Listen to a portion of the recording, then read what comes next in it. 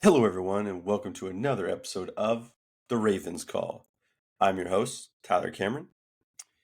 If you haven't already or don't know what the podcast consists of, you can go to my 1 minute intro video, or you can follow along on a week to week basis.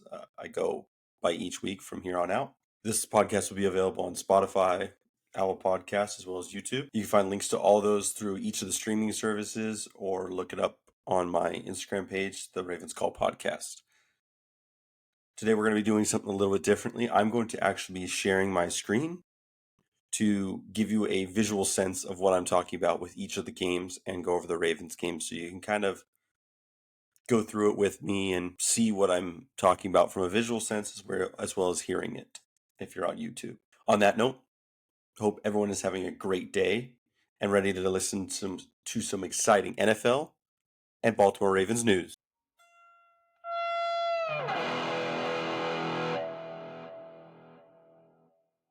All right, so first up on the agenda is the Thursday night NFL game. As you may know, we go through all the NFL games first, and then we can kind of go over the Ravens games more in depth. But for the Thursday night game, we had the Cowboys and the Giants. Now, this game, it did not look like a good game. Malik Neighbors did really well, but then he ended up getting a concussion, which that was tough to see. He's been balling out.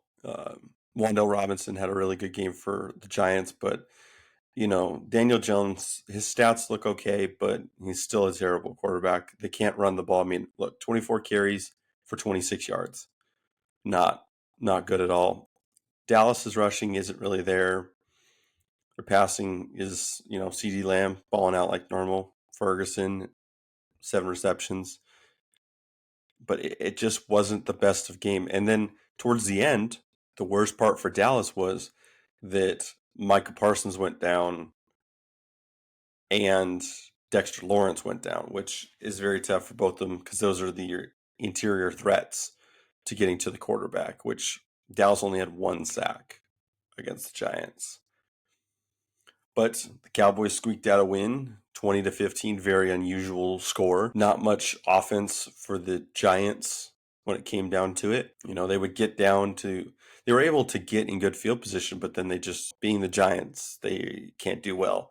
But right now the Giants are a one-man wrecking crew with Malik Neighbors.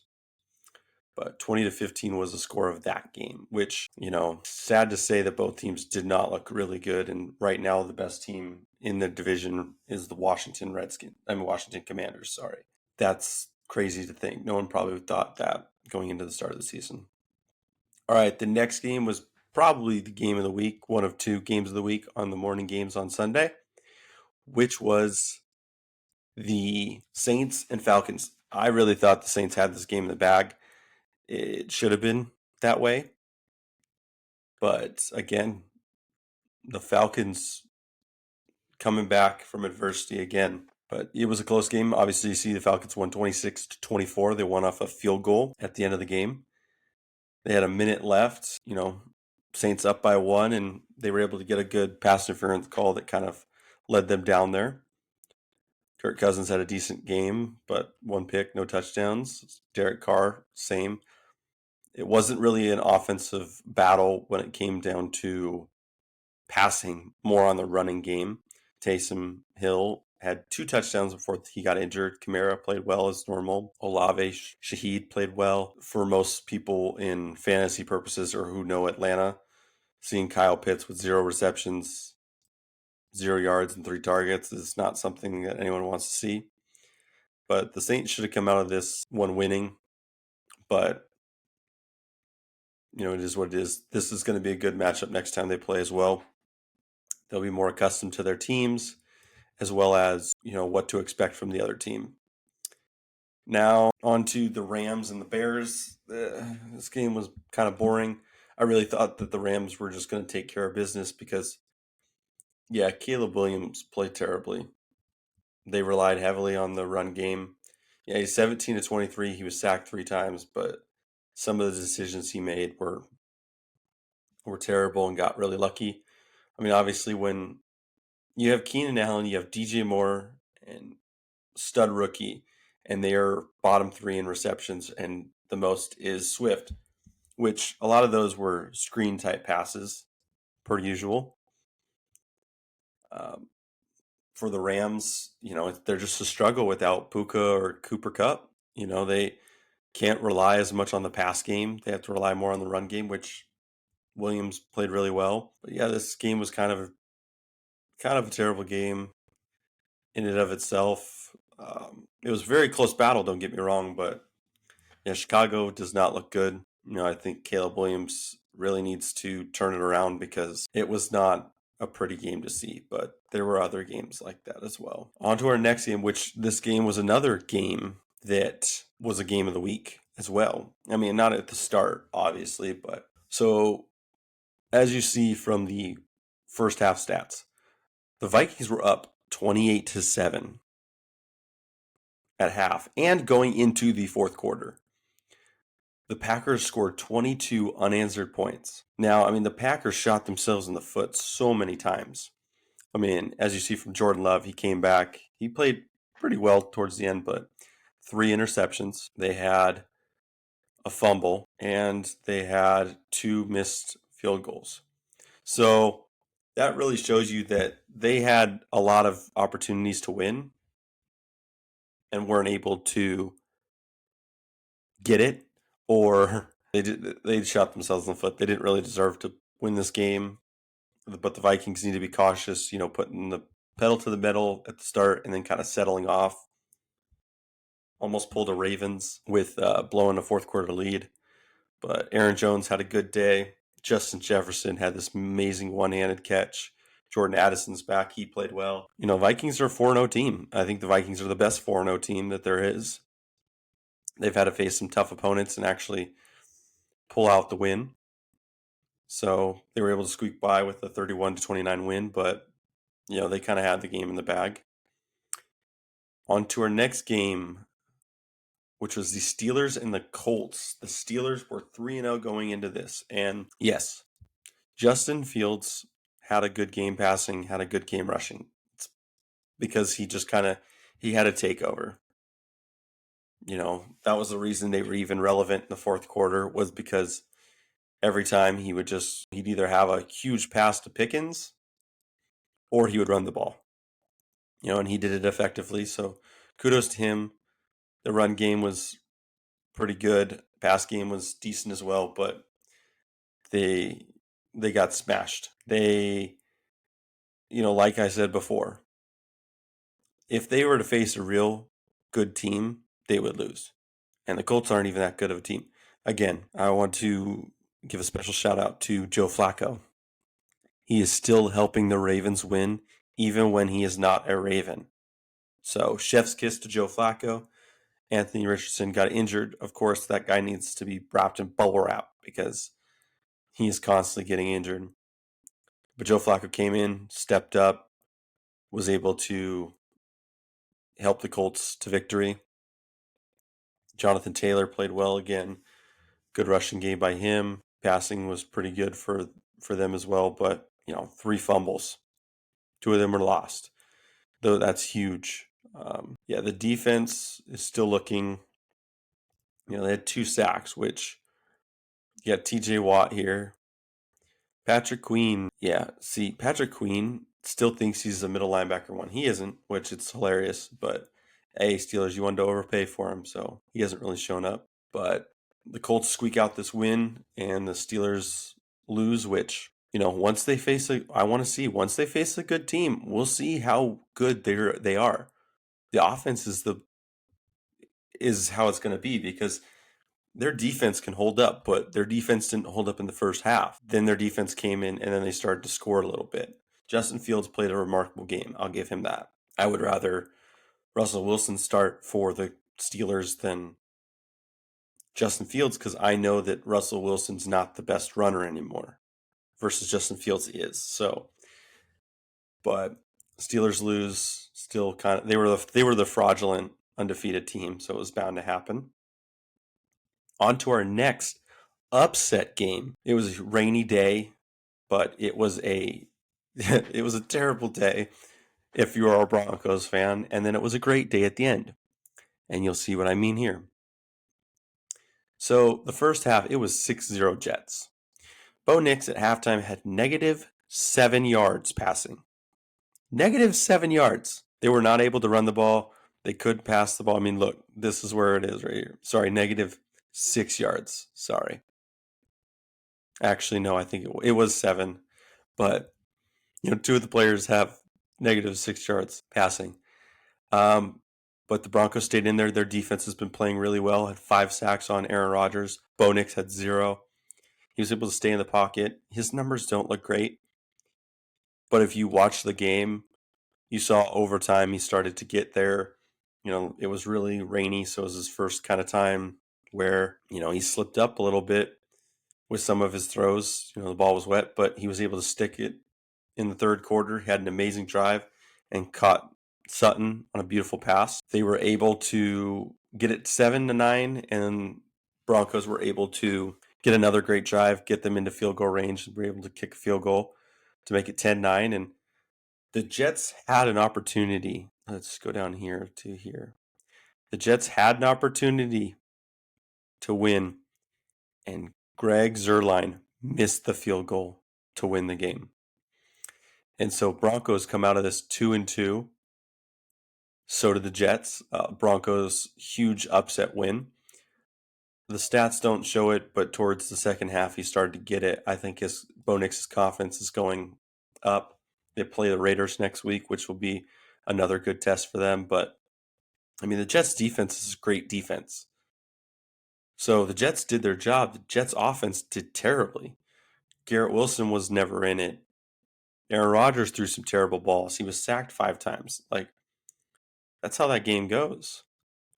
Our next game, which I had the Eagles picked.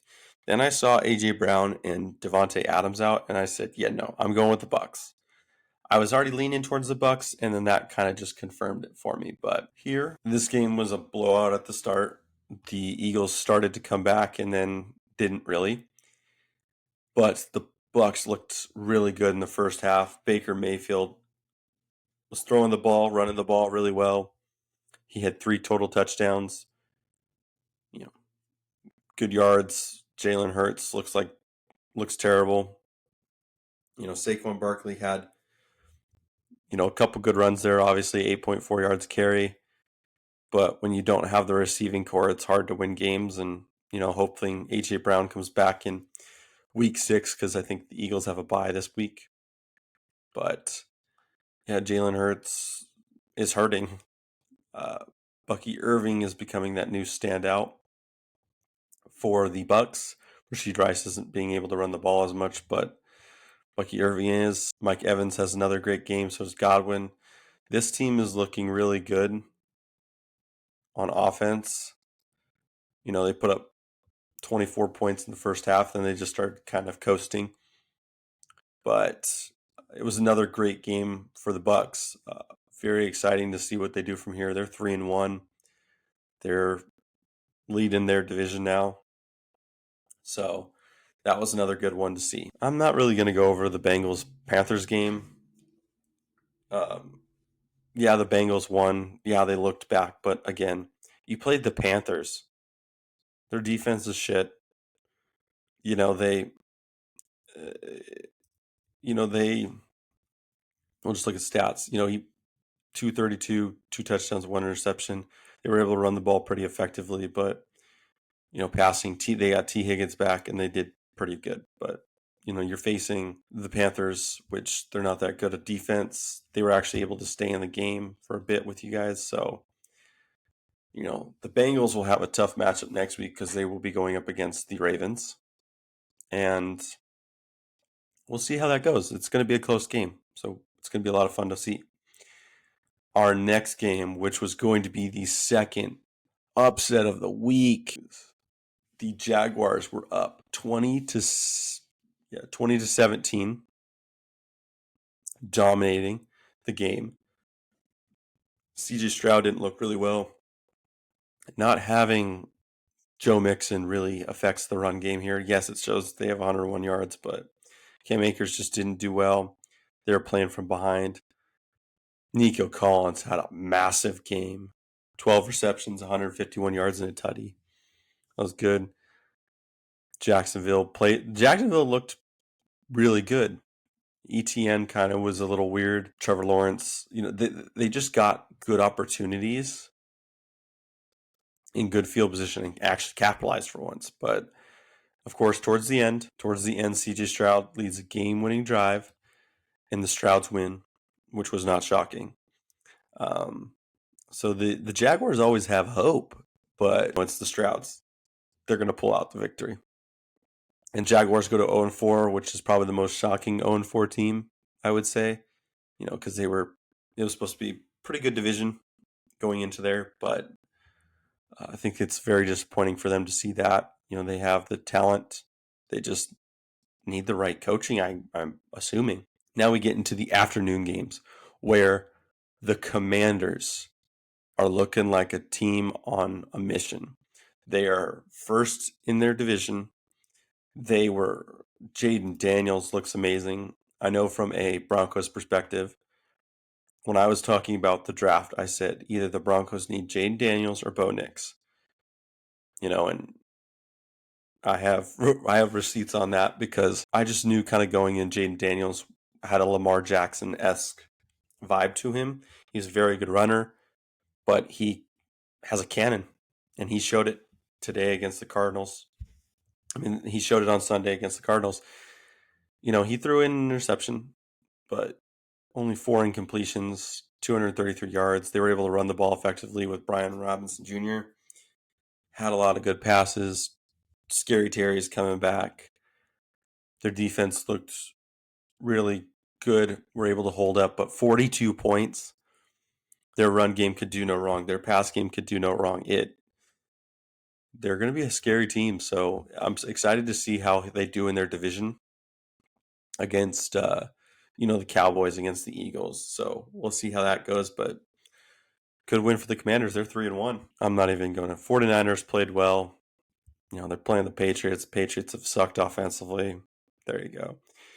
Another bore fest here, but the Raiders winning really helps us because that puts the Browns at 1-3. Bengals are at 1-3. We're at 2-2, and the Frauds are at 3-1. So we're okay with that. You lost.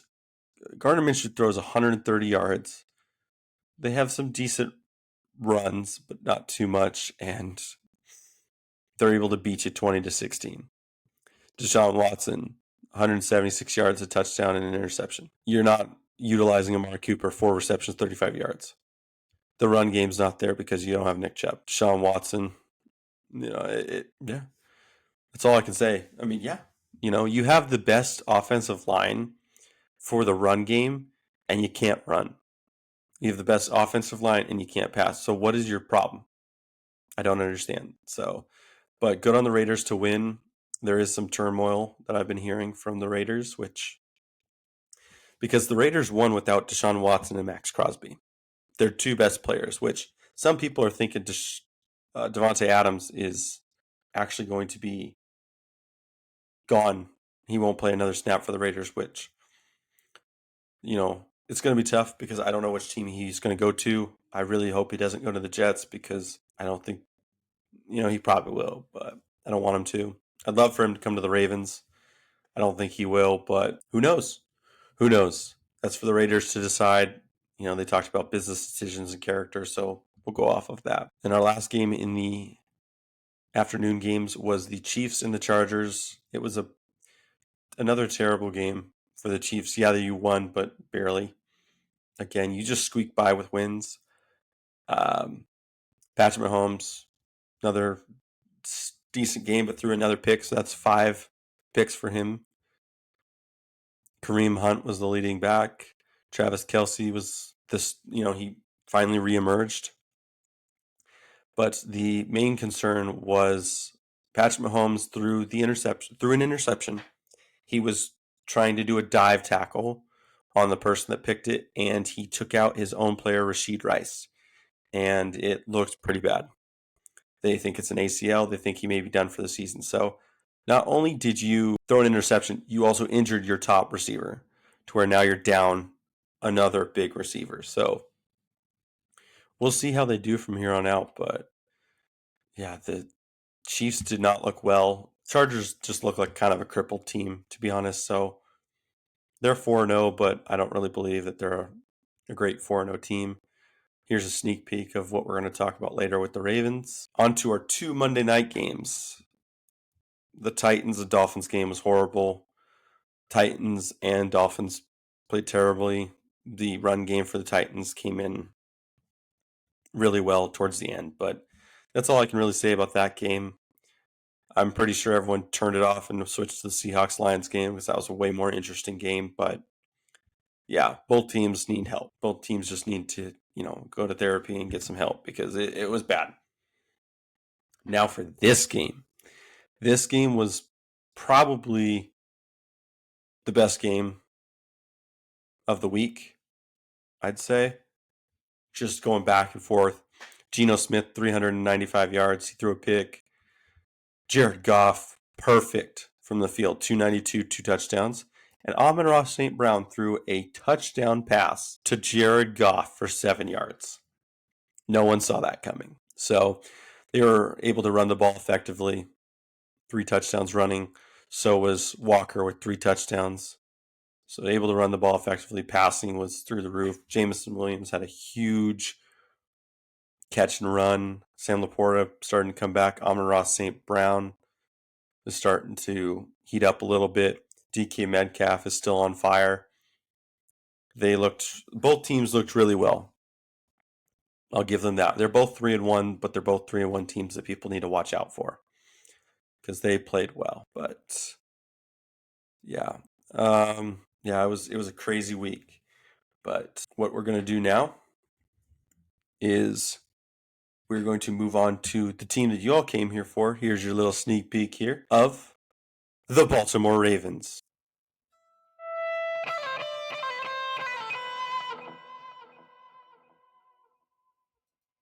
All right. So, obviously, from our sneak peek was the Ravens won 35-10. I did not think that this was going to be the way it was. I thought this was going to be a lot closer of a game, but Baltimore came out and really showed up.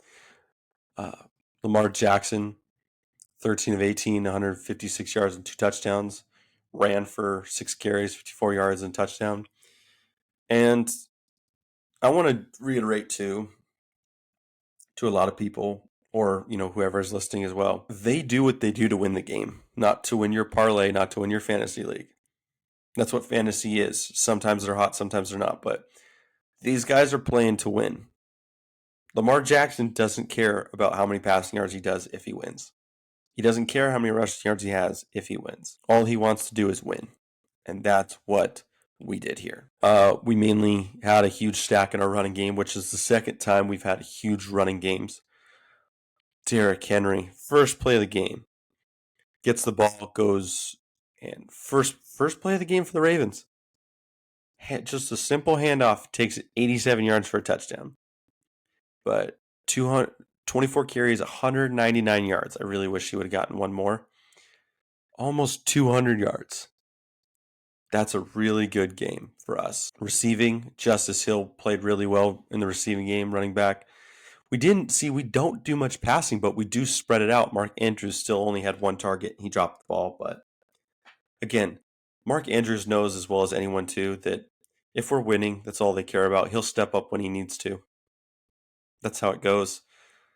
Lamar Jackson had a fumble, which I thought was going to be costly. It didn't end up being anything, which was nice. But from an offensive standpoint, we look really well. Passing doesn't show it, but when your run game's not effective, you're going to stick to the run. That's just how it goes. But on defense, Josh Allen, 16 of 29, 180 yards, 3 sacks. So we were able to hold him up on the run game as well as the pass game. We were able to get a fumble off of Josh Allen. Good job by Kyle Van Noy on that. But yeah, it was a monster game for Derrick Henry. in the run game. I think our run game is starting to really do well. Lamar was sacked for 1 yard, which he was running on. He just, they gave it a sack, but our offensive line looked amazing. They looked a lot better this week. They gave up 0 sacks last week and 1 sack this week, which I don't really count as a sack. It wasn't really a sack, but we came out firing in the first half. We're up 21-3 at halftime. The Bills score. We get a turnover, and we just did not look well in the third quarter. And I'm like, okay, this is how it's going to go. The Ravens in the fourth quarter, we cannot hold a lead in the second half. I don't know what it is. But thank God we had a change of momentum with that Josh Allen fumble that Kyle Van Noy stopped, and Kyle Hamilton was able to pick it up. We were able to score off of it, and we were able to not look back. It was an amazing game. This shows fumble, but Patrick Ricard. So what happened was Derrick Henry fumbled the ball at the 1, and Patrick Ricard recovered it. So it's technically it should be a touchdown for Patrick Ricard, but they call it a fumble. It was a fumble, but he got the touchdown, so that's his first touchdown. So that's why it's 35. Because Lamar threw for 2, ran for 1, Derrick Henry ran for 1 and caught 1, and then Patrick Ricard had a touchdown. But our defense has looked amazing. Marlon Humphreys looks like the corner that we all miss. Brandon Stevens is the one they're attacking the most, which is kind of surprising. Nate Wiggins has looked good. Our blitzing has looked well. We're working on getting Ngakoue up to standard, so where he can start playing and attacking for us. But yeah, we looked really well. I was very happy to see our team do well, and we were able to shut down Josh Allen, which is no easy task. They were a 3-0 team, respectfully. They were a really good team, and we were able to come in there and bounce back. So, but good luck to Bills Nation. They looked well. We just played a lot better that day, but they're going to bounce back and win next week probably. All right, on to week 5. What do we got on the docket for week 5? All right, our Thursday night game is the Bucks at Atlanta. Now Atlanta's 2-2. They've won their past 2, I believe. They've won off of last drive wins. Bucks have been playing really well. They just beat the Eagles. So if I was to pick a team right now, I would go with the Bucks. The Falcons have a good defense, but their offense is still figuring it out. Tampa Bay has just looked amazing, so I'm going to stick with Tampa Bay on that one. On to our Sunday games, which we actually have one in London. The Jets versus the Vikings. Ooh. This for me is a toss-up game. It's Aaron Rodgers, so he's played the Minnesota Vikings a lot, so he kind of knows their defense, but the Vikings are 4-0. Do you take a gamble and go against the team that just dominated a lot of big-name teams so far? I don't know. The Panthers at the Bears. Whoopee. That's it for me on that. I don't see that being a good game. It's maybe Andy Dalton surprises us, but the Bears have looked pedestrian so far this season. That's why they're 2-2. I thought this game, our Ravens game here, was going to be a night game or something like that. I mean, these are 2 good teams. Why is this not going? But it is what it is. So the Ravens at the Bengals, they have them favored at 2.5. After last week, I have a lot more confidence in my team, but I don't know. It's every division game for us is scary because they're 2 great teams. The Bengals are still trying to fight to get back to 500. They played the Panthers last week. They were able to finally pull something together offensively. Now they have to face a tough Ravens team who was able to shut down Josh Allen. Our run game and our pass game are starting to click more. Offensive line starting to click. So, I'm going with my team, obviously. I just don't know how close it'll be or what it's going to be on that. So, but that will be a fun game to watch. The Dolphins against the Patriots. What to say about this game that's nice? Yeah. So, like my mom always used to tell me, if you don't have something nice to say, don't say it. So I'm not going to say anything. The Browns at the Commanders. I really want the Commanders to win this game. They've been on a hot streak. They've been playing amazing so far. The Browns have looked terribly because, that's what happens. Karma comes back to bite you when you give money to a guy who is guilty. He's guilty. And now he has more accusations on him. So, it just goes to show that the Browns organization is pretty terrible. Because, Baker Mayfield's balling out in Tampa Bay, and he wasn't able to do that on the Browns. So, we'll see how that goes. But I'm pulling for the Commanders. Jacksonville at the Colts. Now, this game's tough. It depends who's quarterback for the Colts. Is it Richardson or is it Joe Flacco? Jonathan Taylor had a high ankle sprain. Does he play? Because that'll affect whether or not they do well. But I'm going to lean a little more towards the Colts. But Jacksonville did play well last week, so that could be a toss-up game. Probably besides the Ravens and the Bengals, this is the game of the week. Not the game of the morning games, which is the Bills at the Texans. Bills just lost the Ravens. Texans just beat Jaguars by a nail biter. So this is going to be a tough matchup for both teams. I'm going to edge a little more towards the Texans, just a little bit, because of their pass game, because they've been able to go effectively. If Mixon is back, I think the Texans have a good shot. But the Bills, never count out the Bills and Josh Allen. Josh Allen is playing like an MVP for a reason. So I don't know who I'm going to pick. I'm leaning more towards the Texans, but I don't know. I don't want to disrespect Josh Allen like that. On to our afternoon slate. We have the Raiders at the Broncos. The Broncos are on a 2-game win streak. The Raiders are kind of iffy here and there. They're just organization's a mess right now. Like, is Max Crosby and Devontae Adams, are they going to play? Are they going to get traded? What's going to happen? But this is going to be a tough game. I would side with the Broncos because, I don't know, I believe in Bo Nix. Yes, he didn't look the best against the Jets, but the Jets' defense is a lot better than the Raiders. Especially if Max Crosby's not playing, then I'm definitely going with the Broncos because Max Crosby is a threat. You can feel his presence on wherever he is. So if he's not in, then that's going to be tough. And if Devontae Adams plays, he's got to go against Surtain. But if he doesn't play, then Denver's defense is going to have its work cut out for them because Denver's defense has looked amazing over the past 3 weeks. So we'll see if it continues going forward. On to the next game, the 49ers and the Cardinals. I think the 49ers are going to win this game, but it still will be a close game because the Cardinals always play their division rivals really close.